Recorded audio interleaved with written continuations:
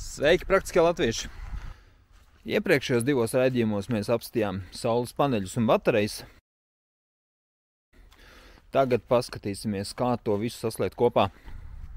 Pārunāsim par lādēšanas kontrolieriem, kāpēc viņu vajag, vai mēs varam saules paneļus slēgt pat taisno pie baterijas, kādi riski, ko labāk izvēlēties, ja mēs taisam nopietnu sistēmu, kādus parametrus mēs skatāmies. Piesakojam, atstājam kādu labu komentāru un nolaikojam, ja jums tēma šķiet interesanta. Un aiziet! Ja mēs esam nolēmuši saules paneli ar bateriju saslēgt bez kontroliera, kamēr saules paneļa spriegums būs mazāks par baterijas spriegumu, mums saules panelis tiks sildīts un no baterijas strāva plūdīs uz saules paneli. Ja saules paneļa spriegums nedaudz pārsniegs baterijas spriegumu, mums samērā nekontrolēti, bet baterija tiks lādēta un viss process notiks tā, kā tam pienākās.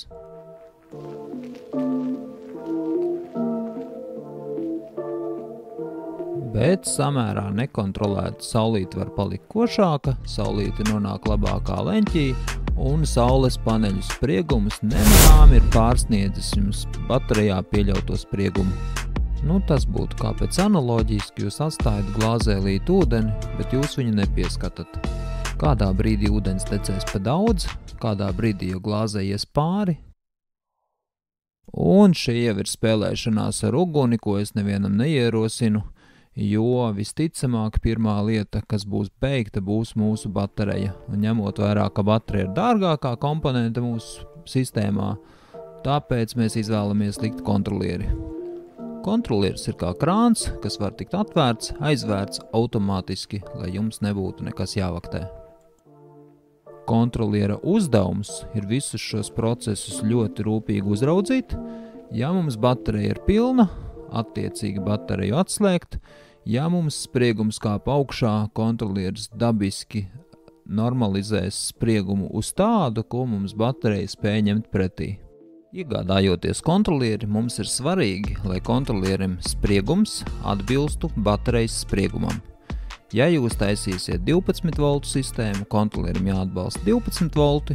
Ja jūs taisat 24 voltu sistēmu, jums kontrolierim jāatbalsta 24 volti. Un attiecīgi mans ierosinājums ir uzreiz ķerties pie 48 voltu sistēmas, jo tas mums daudz atvieglos procesus tālāk. Saules paneļus mēs pie kontroliera gribēsim saslēgt tā, lai sasniegtu maksimālo kontrolierim pieļaujamo spriegumu. Teiksim tā, negluži maksimālo, bet nedaudz zem. Ja standarta saules panelim būs 40 volti, saslēdzot divus paneļus virknē, mēs iegūsim 80 voltus. Ja mans kontrolieris atbalsta 500 voltus, mēs gribēsim saslēgt paneļus tā, lai virkne kopā mums sasniegtu 400, 450, nevairāk, paturēsim rezervi. Ja, piemēram, jums ir tāds kontrolieris, kā šobrīd ekrānā redzamais, viņam maksimālais spriegums būs 190 volti un 200 voltu spriegums nedrīkst tikt sasniegts. Rezumējot, pareizais slēgums būs tāds, ka mēs virknē esam saslēguši maksimālo kontrolierim pieļaujamo spriegumu. Ja mēs kontrolierim gribēsim pievienot vairāk saules paneļu, mēs droši varam taisīt virknes paralēli. Šajā gadījumā mums jāskatās, ka vada šķērsgriezums attiecīgi būs lielāks. 10 ampēru gadījumā mēs mierīgi varēsim iztikt ar 2,5 šķērsgriezumu. Ja mums nāks jau 20 ampēri, mēs gribēsim 4 mm šķērsgriezumu un tā tālāk. Par šo gan detalizētāk runāsim citā raidījumā, jo tēma ir gana plaša. Tagad paskatīsim vienkāršu modeli, kā varētu izskatīties šis kontrolieris. Kontrolierim mēs apakšā atradīsim pievadus, kur mēs attiecīgi pieslēdzam saules paneļa plusu, saules paneļa mīnusu, baterijas plusu un baterijas mīnusu. Svarīga nianse ir tā, ka uz bateriju plūdīs apmēram 10 reizes lielāka strāva, līdz ar to mēs vadu diametru izvēlēsimies stipri lielāku. Ja uz saules paneļiem mums būs piemēram 4 kvadrāti vats, tādu uz baterijām jau mēs dabūsim izvēlēties 6 vai 10. Šo tēmu mēs vēlāk paskatīsim detalizēti. Lādēšanas kontrolieris mums var būt atsevišķs lādēšanas kontrolieris, vai arī mēs varam ņemt jau kombinēto kopā ar inverteri, un tad lādēšanas kontrolieris būs tikai lielā invertera sastāvdaļa. Parasti šos sauks par kombinētiem inverteriem, kuri pratīs būt gan inverteri, gan saules paneļu lādēšanas kontrolieri. Par inverteriem runāsim jaunā raidījumā. Meklējot savu lādēšanas kontrolieri, mēs skatīsimies, lai viņš atbalsta mūsu baterijas spriegumu, šajā gadījumā 48 volti, un paskatīsim, kas mums tirgu ir pieejams.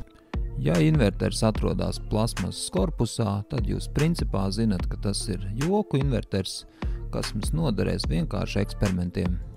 Šāds inverters maz ticams, ka izturēs 30 ampērus, ja mēs paskatīsimies uz skrūvīšu diametru, varētu derēt pirmiem eksperimentiem, lai pārbaudītu mūsu sistēmu.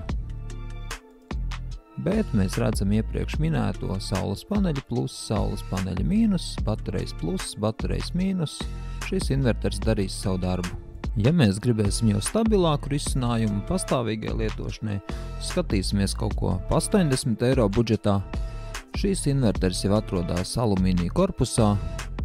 Līdzīgs inverters strādā arī manās mājās, strādā veiksmīgi, reāli iztur 60 ampērus. Un vēl papildus mēs redzam labu lietu, ka visi šie baterijas plus, baterijas mīnus, saules paneļi plus, saules paneļi mīnus mums ir nodublēti. Šīs jums atļauj attiecīgi aizvest divus mazākus vadus uz kontrolieri, nevis vienu resnu. Ja mēs gribēsim izvēlēties kombinētu inverteri, tādu mums vajadzēs pētīt stipri dziļāk. 300 eiro budžetā mēs varēsim atrast jau šādu inverteri. Kā mēs redzam, viņš spēja lādēt mums ar 80 ampēru strāvu.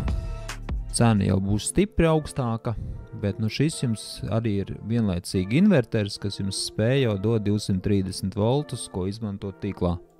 Konkrēti ar šo inverteri es būtu uzmanīgs, jo atsauksmes ir drusciņas zemākas. Visticamāk, te viss būs kārtībā, bet šajā te segmentā mums jau ir daudz no kā izvēlēties, un par to mēs runāsim citā reizē. Šajā reizē tas būs viss, lai jums burvīga saulaina diena, un tiksimies nākamajā raidījumā, kur jau runāsim par inverteriem. Paldies, ka skatījāties!